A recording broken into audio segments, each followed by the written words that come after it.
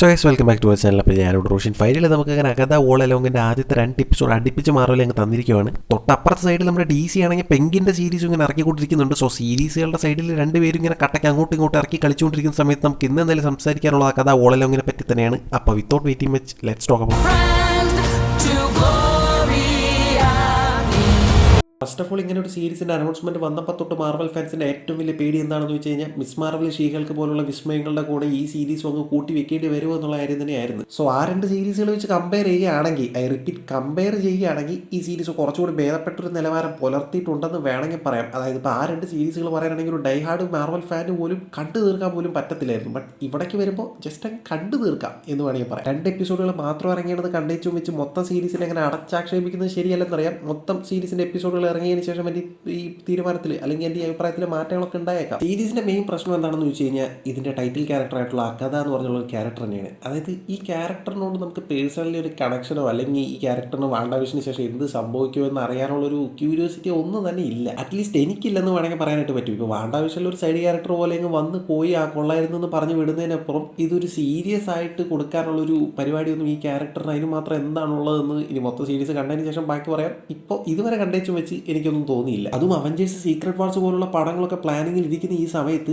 ഒരുപാട് ക്യാരക്ടേഴ്സിന് ലിമിറ്റഡ് സമയത്തിൽ അവർക്ക് സമയമില്ല. സീക്രട്ട് വാർസ് ഒക്കെ ഇപ്പോൾ ഷഡേ എന്ന് പറഞ്ഞാൽ വരും. സോ അതിന് മുമ്പ് ഒരുപാട് ക്യാരക്ടേഴ്സിനെയൊക്കെ ഇൻട്രൊഡ്യൂസ് ചെയ്യേണ്ട സമയമാണ്. സോ ആ സമയത്ത് ഇങ്ങനെ ഈ കുട്ടികളെയും കാണിച്ച് ഒരു ആവശ്യമില്ലാത്ത ക്യാരക്ടേഴ്സിനൊക്കെ ഇമ്പോർട്ടൻസ് കൊടുത്ത് സീരീസ് ഇറക്കുന്നതിൻ്റെ ആവശ്യകത അറിയത്തില്ല. സോ അതൊക്കെ എന്തെങ്കിലും ആവട്ടെ ഒരു സൈഡിലോട്ട് മാറ്റി വെച്ച് സീരീസ് എങ്ങനെയുണ്ടെന്ന് ചോദിച്ചു കഴിഞ്ഞാൽ കൊള്ളാം, വലിയ കുഴപ്പമില്ലെന്ന് വേണമെങ്കിൽ പറയാം. ഒരു 2ാമത്തെ എപ്പിസോഡിൻ്റെ എൻഡിങ്ങിലൊക്കെ അവർ കൊണ്ട് നിർത്തിയിരിക്കുന്ന ഒരു പരിപാടിയൊക്കെ അത്യാവശ്യം നൈസായിട്ട് വന്നിട്ടുണ്ടായിരുന്നു. ഒരു ഹൊറർ ടച്ചൊക്കെ കൊടുക്കുന്നത് മാർവലിൽ അധികം കണ്ടുവരാത്തൊരു പരിപാടിയാണ്. സോ അതൊക്കെ നല്ല നൈസായിട്ട് തന്നെ വന്നിട്ടുണ്ട്. നല്ലൊരു വൈബ് ഉണ്ടായിരുന്നു ആ ഒരു സീനിനൊക്കെ. പക്ഷേ ഈ പറഞ്ഞ പോലെ അവിടെ എന്തൊക്കെയോ മിസ്സിങ് ആവുന്ന പോലെ തോന്നുന്നുണ്ടായിരുന്നു. ഇപ്പോൾ നമ്മളിപ്പോൾ ഈ അയൺമാൻ്റെ പടമോ അല്ലെങ്കിൽ ഒരു ക്യാപ്റ്റൻ അമേരിക്കയുടെ പടമൊക്കെ കാണുമ്പോൾ ആ പടത്തിൻ്റെ സ്റ്റോറി ഒരു സൈഡിൽ, എന്നാൽ അതിനേക്കാൾ ഉപരി അതിലെ ക്യാരക്ടേഴ്സിനെ നമുക്ക് അത്ര അറ്റാച്ച്മെൻറ്റ് ഉള്ളതുകൊണ്ട് അവർക്ക് എന്തൊക്കെ സംഭവിക്കുന്നു എന്നറിയാനുള്ള ഒരു ആകാംക്ഷ നമുക്ക് തീർച്ചയായിട്ടും ഉണ്ടാവും. ഞാൻ അയൺമാനും ക്യാപ്റ്റൻ അമേരിക്കനും ഈ അഗതയായിട്ട് കമ്പയർ ചെയ്ത് പറയുന്നതല്ല, ഞാൻ ഉദ്ദേശിച്ച ക്യാരക്ടേഴ്സിനെ. അതായത് ഇപ്പോൾ ഈ അഗാധ എന്ന് പറഞ്ഞൊരു ക്യാരക്ടേഴ്സ് ഇപ്പോൾ ഇതിൽ എന്ത് മാസ് കാണിച്ചാലും ഒരു മാസ് സീൻ കാണിച്ചാലും നമ്മുടെ ഒരു അവസ്ഥ എന്ന് പറഞ്ഞു കഴിഞ്ഞാൽ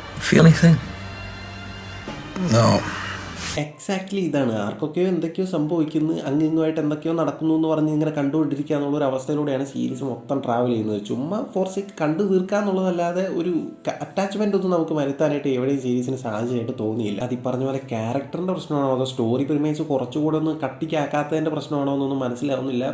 സീരീസ് മൊത്തത്തിൽ അങ്ങ് ഒരു ഒഴുക്കം മട്ടിലാണ് പോകുന്നത്. പല സ്ഥലത്തും വാണ്ട മാക്സിമോഫിനെ റെഫറൻസ് ചെയ്യുന്ന സ്ഥലങ്ങളിലായാലും ആ പേര് പറയുന്ന സ്ഥലങ്ങളിലായാലും കിട്ടുന്ന ഒരു എഫക്റ്റിൻ്റെ പകുതി പോലും ഇതിൽ അഗാധ എന്ന് പറഞ്ഞ ക്യാരക്ടറിനെ തലകുത്തി നിന്നിട്ട് ഉണ്ടാക്കാൻ പറ്റുന്നില്ല എന്നുള്ളത് തന്നെയാണ് സത്യം. സീരീസിൻ്റെ തുടക്കം അത്യാവശ്യം നൈസായിരുന്നു. ഇപ്പോൾ വാണ്ടാവിഷൻ എന്ന് പറഞ്ഞൊരു സീരീസ് കഴിഞ്ഞതിന് ശേഷം എന്തൊക്കെയാണ് ആ ഒരു ഏരിയയിൽ സംഭവിച്ചിട്ടുള്ളത്, അതിൻ്റെ ഒരു ആഫ്റ്റർ എഫക്ട്സ് എന്താണെന്ന് അറിയാനുള്ള ഒരു ആകാംക്ഷയുടെ ബലത്തിൽ സീരീസിൻ്റെ ആദ്യത്തെ കുറച്ച് നിമിഷങ്ങൾ നൈസായിട്ട് ഇങ്ങനെ പോകുന്നുണ്ടായിരുന്നു. അതിനുശേഷം ഈ ഒരു ഫാൻറ്റസി പാർട്ടിലോട്ട് എൻ്റർ ആയതിനു ശേഷം സീരീസ് എന്തൊക്കെയൊക്കെയോ സംഭവിക്കുന്നുണ്ട്. അതുപോലെ തന്നെ ഇതിൽ മെയിൻ ക്യാരക്ടറായിട്ടുള്ള അഗതയുടെ ഒരു പെർഫോമൻസും എനിക്ക് ഭയങ്കര വെറുപ്പിക്കൽ പോലെയാണ് തോന്നിയത്. പുള്ളിക്കാരനെ സ്ക്രീനിൽ കാണിക്കുമ്പോൾ തന്നെ എന്തോ ഒരു വെറുപ്പിക്കൽ എഫക്റ്റാണ് കിട്ടുന്നത്.